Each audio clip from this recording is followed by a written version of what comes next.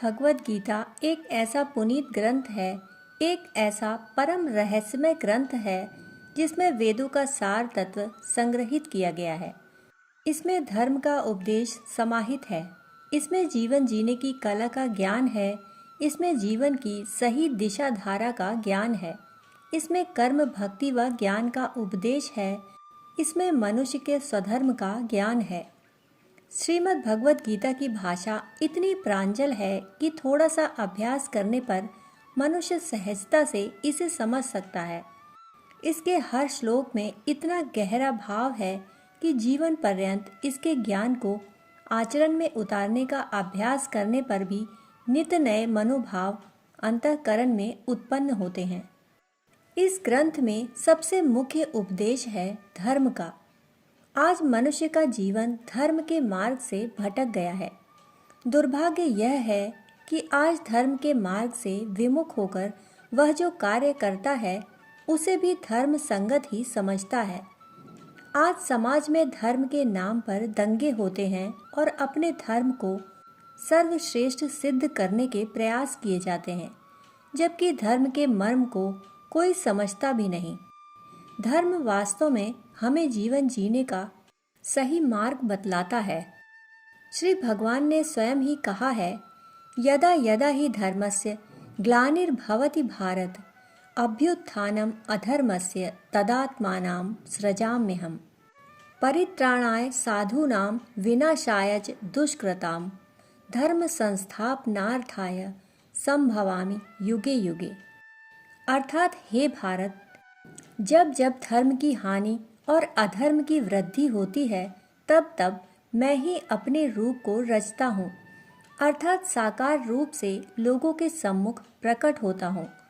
साधु पुरुषों का उद्धार करने के लिए, पाप कर्म करने वालों का विनाश करने के लिए और धर्म की स्थापना करने के लिए मैं युग युग में प्रकट हुआ करता हूँ। श्रीमद् भगवत का आरंभ ही धर्म शब्द से हुआ है। श्रीमद् भगवत गीता का जो प्रथम श्लोक है, इसका जो आरंभ है, उसमें श्रीमद् भगवत गीता की कथा का, उसके उपदेश का, उसके आख्यान का पूरा सार है। अगर यह श्लोक समझ लिया जाए तो श्रीमद् भगवत गीता को समझना पूरी तरह से संभव है। इससे संबंधित एक बड़ी ही प्यारी सी कथा है। इंदौर की महारानी थी अहिल्याबाई होलकर। बड़ी भक्त थीं, उत्तम कोटि की महिला थीं। पढ़ी लिखी तो नहीं थीं, उनमें ज़्यादा पांडित्य तो नहीं था, शास्त्र ज्ञान भी नहीं था, परंतु विवेक ज्ञान था, भक्ति ज्ञान था।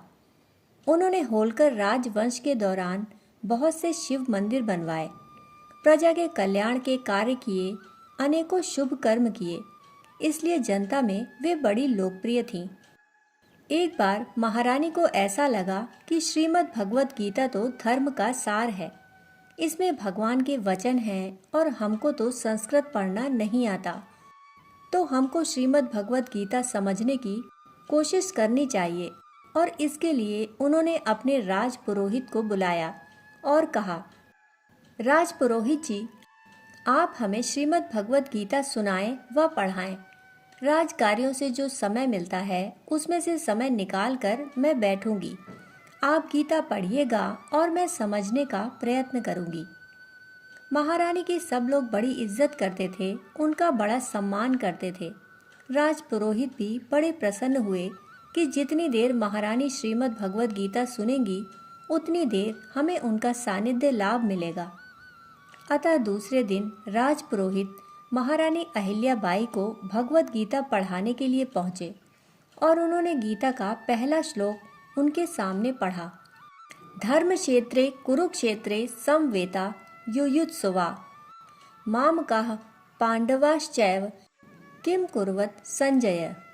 इस श्लोक को सुन महारानी अभिभूत हो गईं, मौन हो गईं, शांत हो गईं और कुछ बोली नहीं। ऐसे ही देर तक शांत बैठी रहीं। पंडित जी सोचने लगे कि महारानी कुछ जिज्ञासा करें तो हम उनका समाधान करें, वे कुछ प्रश्न उठाएं तो हम उसका उत्तर दें, परंतु महारानी होलकर कुछ नहीं बोली और पर्याप्त समय बीत गया। इस अवधि में राजपुरोहित उन्हें उसी श्लोक का अर्थ बताते रहे, धर्म का अर्थ समझाते रहे, कर्म का अर्थ बताते रहे, उसकी सूक्ष्म व्याख्याएं करते रहे।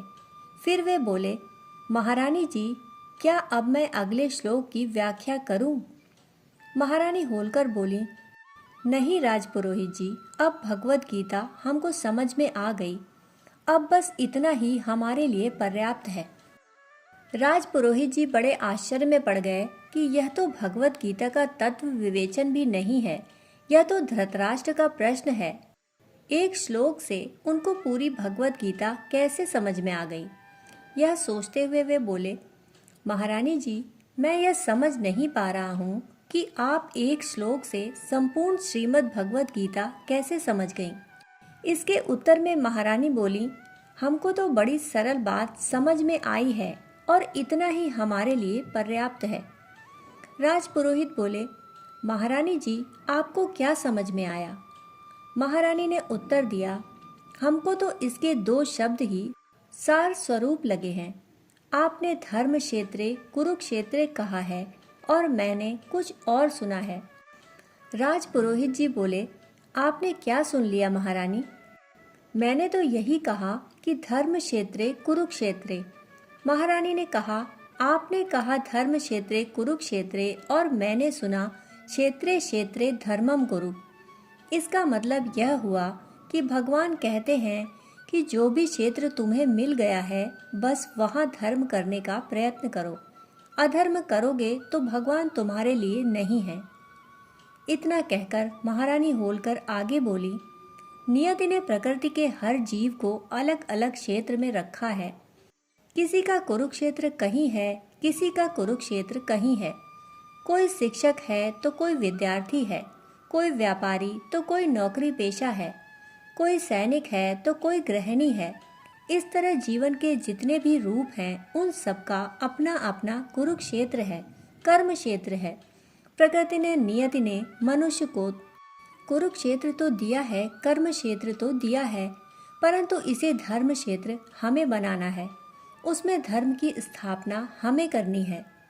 राजपुरोहित को यह समझाते हुए महारानी बोली, हमको यह बात बड़ी गहराई से समझ में आ गई कि क्षेत्रे क्षेत्रे धर्मम कुरु, यही भगवत गीता है और हमारे लिए यही ज्ञान पर्याप्त है। बात समझने की है कि भगवान ने सारा महाभारत युद्ध क्यों रचाया।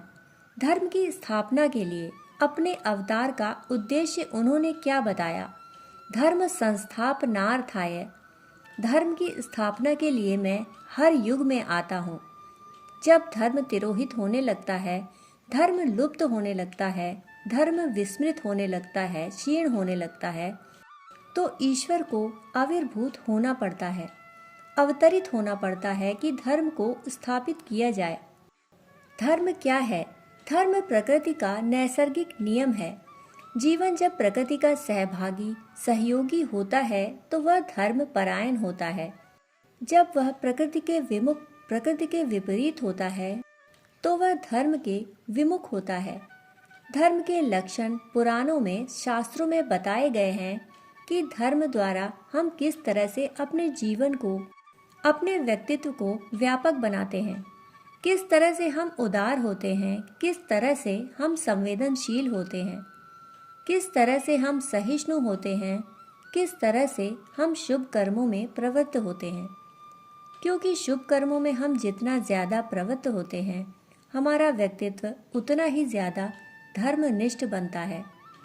हमारे जीवन में अहंकार और स्वार्थ जितने घनीभूत होते हैं, उतना ही हम धर्म के विपरीत होते हैं। हमारा अहंकार जितना क्षीण होता है, जितना तिरोहित होता है, उतना ही हम धर्म के अनुकूल होते जाते हैं। आज हमने अपने कर्मों से प्रकृति को शुद्ध कर रखा है, पर्यावरण को अशुद्ध कर रखा है। जीवन असंतुलित हो गया है और इसका परिणाम यह है कि नित नई बीमारियां पैदा हो रही हैं। प्रकृति का चक्र गड़बड़ा गया है। कहाँ सूखा पड़ेगा, कहाँ बाढ़ आएगी, कहाँ महामारी फैलेगी, कहाँ तूफान आएगा, कहाँ भूकंप आएगा, इसका कुछ ठिकाना ही नहीं। प्रकृति असंतुलित हो गई है। आखिर क्यों? हमारे कारण, हमारी वजह से, हमारे कर्मों के कारण, क्योंकि कर्म से धर्म विलग हो गया है। कर्म तो है पर धर्म नहीं। भगवत गीता हमें आरंभ में ही याद दिलाती है, धर्म क्षेत्रे कुरुक्षेत्रे, जिसको हम कर्म भूमि कहते हैं, कर्म क्षेत्र कहते हैं, वह धर्म भूमि भी है। कर्म को धर्म से अलग करने का प्रयास नहीं करना चाहिए। अगर प्रयास होगा तो महाभारत होगा और विनाश होगा। श्रीमद् भगवत गीता का आख्यान, उसके वचन कर्म में धर्म को सम्मिलित करने का आह्वान है। श्री भगवान आश्वासन देते हैं कि यदि धर्म उपस्थित है तो मैं उपस्थित रहूंगा, अगर धर्म अनुपस्थित है तो मैं वहां अनुपस्थित रहूंगा।